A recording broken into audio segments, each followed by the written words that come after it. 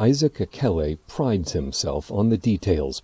Using charcoal pencils, graphite pencils, and soft blending brushes, he layers his portraits from lighter to darker.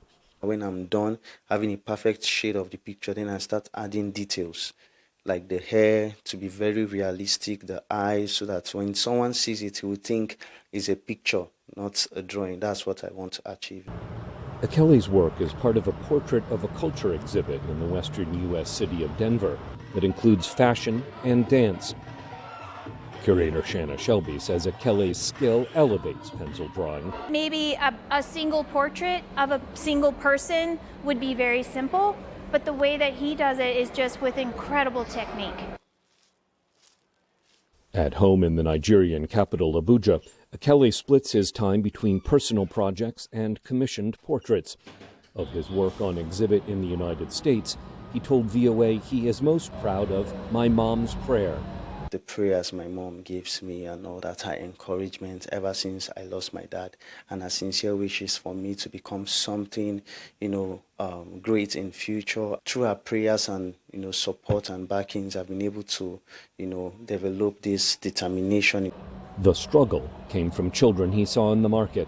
How they were suffering, and I saw one holding another, trying to give him food and something. And I just got that picture and I said, I'm going to replicate what I see, because I get my inspiration from my environment most times. Breaking Loose is about empowering women. The rope is already loosening up. It has to tell about the, gender inequality, how ladies before, they don't get the opportunity to speak in their nation, especially in Africa.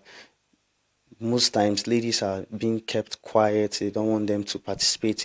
Ekele says he's encouraged by the public response. I just want my audience to try to, to resonate with what I do, to try to reason the way I reason, you understand? That way they'll be able to understand my kind of drawing, because it's mostly built out of emotion.